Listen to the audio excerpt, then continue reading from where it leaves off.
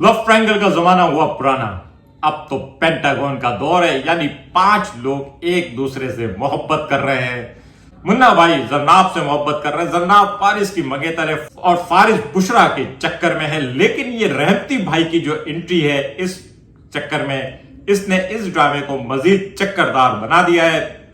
Gentleman की तीसरी किस्त पे बात करते हैं। अगर आपने अब तक मेरा चैनल सब्सक्राइब नहीं किया है तो प्लीज मेरा चैनल सब्सक्राइब करें और बेल आइकन प्रेस करें।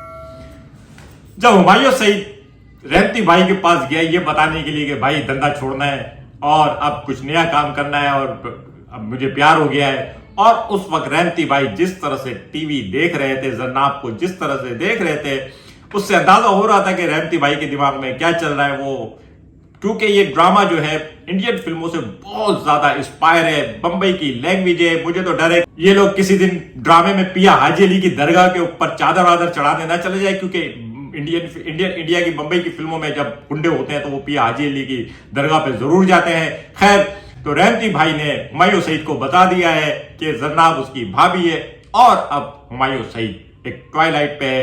लेकिन कहानी यहां से जो है ना एक रुख ले रही है। जब मैंने ट्विटर पे या एक्स पे इस ड्रामे का जिक्र किया तो अक्सर लोगों ने मुझे कहा कि खलीलुर रहमान कमर साहब जो हैं उनके ड्रामे में कोई ना कोई मरता है।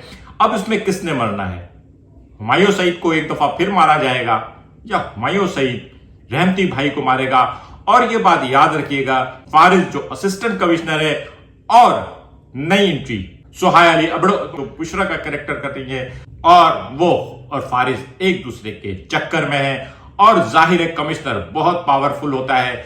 ये ट्रायंगल और ट्रायंगल दर ट्रायंगल जो है कहानी में कॉम्प्लिकेशंस तो आ रही है, लेकिन साथ में ये भी आ रहा है कि बहुत जल्द बहरहाल मुन्ना भाई जिन्होंने कल ही फिल्म दबंग में सोनाक्षी सिन्हा का डायलॉग मारा कि जनाब गोली से डर नहीं लगता, थप्पड़ से डर लगता है, वैसे खलीलुर रहमान कमर साहब मैंने बहुत तारीफ सुनी थी इनकी, बहुत बड़ा नाम है, सुना है मैंने पाकिस्तान में, और मैं बड़ा इंस्पायर था, इनकी बातें भी सुनता रहता था।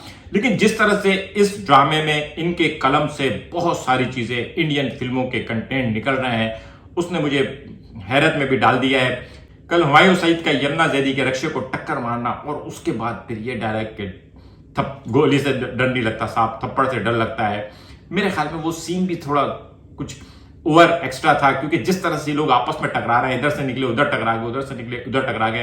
अब तक हुमायूं सईद और यमुना जैदी की मुलाकात के अंदाज में नहीं हुई है। हर बार हुमायूं सईद कुछ गलत करता है और यमुना जैदी मिल जाती है। ये स्टाइल फिल्मों में और वो भी 80s और 90s की फिल्मों में चलता था, लेकिन अब इतने जदीद दौर में कराची में ये ठीक है कि इन्होंने कुरंगी दिखाया, लेकिन भाई कुरंगी जो है वो इतना बड़ा शहर, इतना बड़ा इलाका है, स्वीडन और बेल्जियम की जितनी आबादी होगी उससे ज्यादा कुरंगी की आबादी है। कुरंगी बहुत बड़ा इलाका है, कराची बहुत बड़ा शहर है, कराची कई मुल्कों से बड़ा शहर है, और कराची के इलाके खासतौर पर कुरंगी, लाठी और औरंगी ये खुद इतनी आबादी वाले शहर है कि आप सोच नहीं सकते। कुरंगी की आबादी 25-30 लाख से ज्यादा तो होगी, और वहां इस तरह से हुमायूं सईद का और यमुना जैदी का आपस में टकराव होना, इधर गोली मार रहे हैं तो यमुना जैदी आ गई, उधर गाड़ी लेके जा रहे हैं तो यमुना जैदी आ गई, ये थोड़ा सा ओवर हो रहा है। और साथ ही रहमती भाई जो है अदनान सिद्दीकी, बहरहाल अदनान सिद्दीकी एक बहुत अच्छा अदाकार है, और मेरे पास तुम हो में हुमायूं सईद के साथ अदनान सिद्दीकी था, लेकिन वहां अदनान सिद्दीकी का जो कैरेक्टर था एक अमीर आदमी और एक जेंटलमैन का था,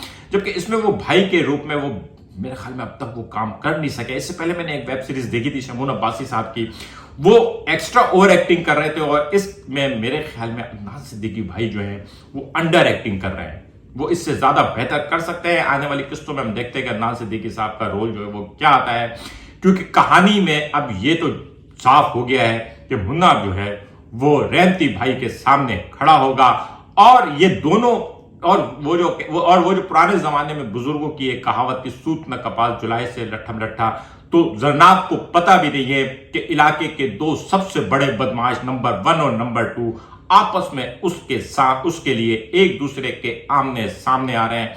लेकिन सबसे पहली बात यह कि क्या हुमायूं सईद साहब उनसे मिले तो जो में तकल्लुम के बावजूद जो सोच कर गए अक्सर नहीं कहा, तो अपनी तमाम तर बहादुरी, पिस्तौल और बदमाशी के बावजूद क्या जरनाब को मैसेज दे पाएंगे, और क्या रहमती भाई मायो सईद से पहले जरनाब के घर रिश्ता भेज देंगे, ये तो आने वाली किस्सें बताएंगे। लेकिन बहरहाल जेंटलमैन के अंदर बहुत सारे फ्लॉज होंगे, लेकिन एक चीज है, एंटरटेनमेंट वैल्यू है इसके। ये 35-40 मिनट की जो इसकी किस्से कैसे खत्म होती है पता नहीं चलता। आज का व्लॉग कैसा लगा कमेंट करके बताइएगा। मिलेंगे अगले किसी व्लॉग के साथ। शुक्रिया।